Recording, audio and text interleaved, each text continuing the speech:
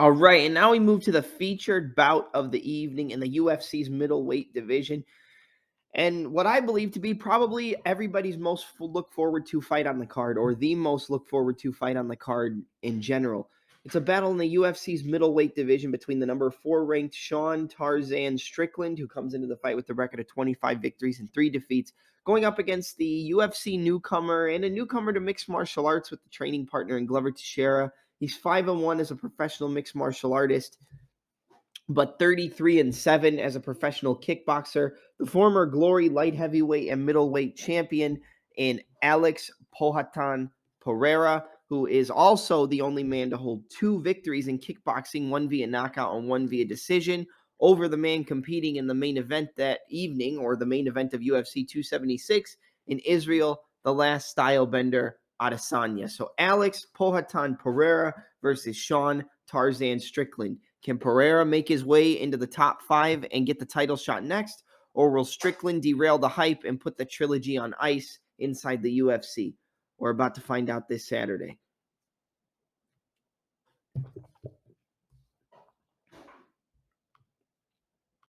All right, so when it comes to Strickland versus Pereira, I mean, it's kind of a toss-up because it's going to go one way or the other. Like, either Strickland is going to fight like he normally does, and he's going to stick behind the jab, use that Philly shell on the rear side, kind of catch and parry with the rear hand, and then come back with the 1-2, 1-2 left hook, overhand right, double jab, jab and circle off, right hand, left hook, double jab, right hand. He's going to stick behind the jab the entire fight. And, you know, Strickland's a wild man. He's not a normal individual, and I think a lot of people know that. The guy is just crazy. He doesn't care. Like, he walked down Uriah Hall, got the jab in the face, got his jab in his face, kind of started working him early, landing the combinations. I think he landed or threw over 200 strikes in just the first round, or at least over 100, and just constantly was walking forward, didn't give him any respect. Here's the thing. If you don't give Alex Pereira any respect, he's going to land that left hook on your chin and you're going to go face down on the canvas. Like, he's going to knock you out. You can't walk forward with reckless abandonment against one of the best kickboxers in the entire world. I know it's MMA. I know it's 4-ounce gloves. I know the distance is different. I know the in-close fighting is a little bit different. But you can't walk forward like that. If you walk forward like that against Pereira, he's going to crack your chin and you're going to be looking up, staring at the lights, wondering what happened. And Pereira is going to have the title shot in his next fight. That's just how it's going to go. I know a lot of people here are going to sit here and say that Pereira is going to get out wrestled, that Strickland's going to use his wrestling. He's going to take him down. He's going to work from the top position. We saw that he had a little bit of trouble with the takedown defense against Andres Mihailidis. We saw he had a little bit of trouble with the takedown defense against Bruno Silva. And, those are all true. I could definitely see Strickland maybe using the jab early on, and then once Pereira starts to time it, he kind of fakes the jab, steps in and gets the takedown, and then works from the top position to steal the rounds. I know we've heard that Strickland has a really solid ground game. We've heard he has really good jiu-jitsu. We saw a little bit of it in his fight against Uriah Hall. He was able to take him down. He was able to work from the top position. He was able to take the back of Uriah Hall, almost set up a rear naked choke. He was able to flow on the ground pretty well. And I think that if he uses that approach, it's definitely going to be an easier fight for him, because I do think that over 15 minutes, if he takes him down and works from the top, he's probably going to get the decision, or Pereira's going to give up his back and he's going to be able to submit him. But the thing is, that's not who Strickland is. Like, yeah, he's a smart guy, I guess. He's a smart guy in the cage. He looks like he's kind of stupid because of the way that he fights, but that's all the part of his game plan. It's like he looks dumb, but he's very smart. He walks forward, gets you behind the jab. He gives the people who he should give respect no respect. And if you don't respect their game and you walk forward and you just kind of get in their face with the jab, get in there with the combinations, and constantly put them under the volume and break them, then it's going to get into their head. It's going to be causing them mental fatigue, and it's going to affect their performance. That's what he did against Uriah Hall. He got in his face. He constantly was walking him down with the jab, walking him down with the 1-2, landing the left hook, the 1-3-2, the 3-2. And he was doing that, but you have to look at who he was doing it against. This is Uriah Hall. Now, Hall also fights on the card this night, but this was against Uriah Hall.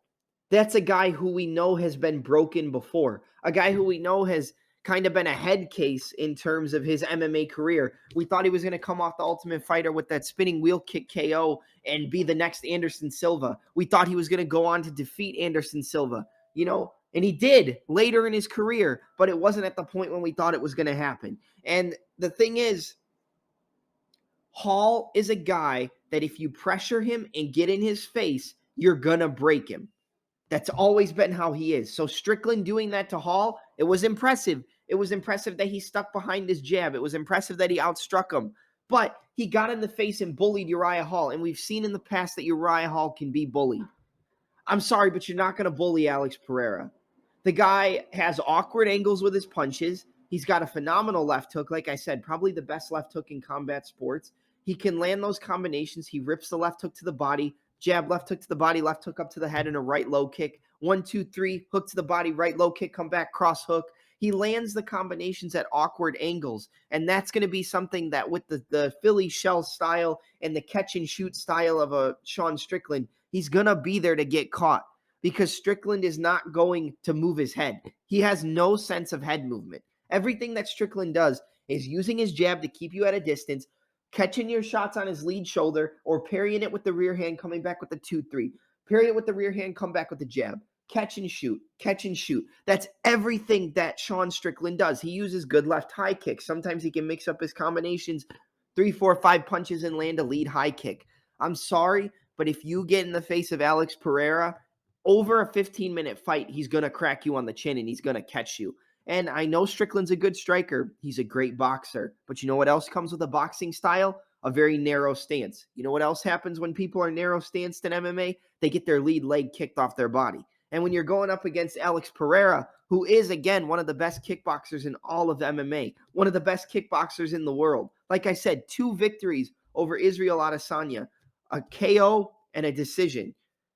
You're going to get that lead leg kicked off. Now, getting those low kicks off early can also open up the takedowns for Strickland. If he times it, shoots when Pereira goes to throw that low kick and gets him off balance, he can work his ground game.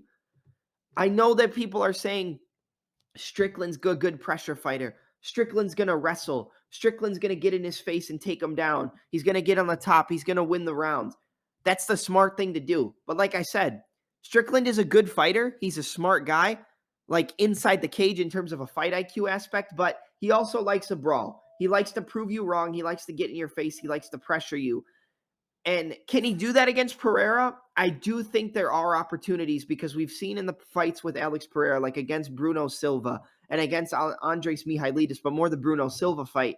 He did get pressured at certain points, and he loves to kind of use his long lead arm, like the long guard, to use that to circle off the cage. If you use that long guard and kind of try to run away, Strickland's going to try to catch you off guard, cut you off up against the cage, and then throw those shots up top and just try to drown you under the pressure. He's got good power, but the power is no match for Pereira. Pereira's power is completely different than Sean Strickland. And I know Strickland's got a good chin. I know Strickland doesn't take a lot of damage. I know Strickland's on this long win streak, 25-3. I know Pereira's only 5-1 as a pro MMA fighter. But the striking is on a completely different level. And if he gets those combinations together, the Dutchie combination, left hook, right low kick, left hook, 1, 2, 3, 3 to the body, right low kick, left hook on the return, 2, 3, 1, 2, hook to the body, right low kick, 1, 2, jab, left hook, right hand, left hook, double jab, right hand, fake the right hand into the left hook. He throws his punches at awkward angles that are a little bit harder for opponents to see, and they're not used to those angles and the timing in MMA. And I think that's going to catch Strickland off guard. I think he's going to walk into a shot with that Philly shell. Pereira's going to time it. Honestly, if I could pick how it was going to end, I think Pereira's going to start early with the low kicks, use the jabs, kind of get him like a little heavy on the feet.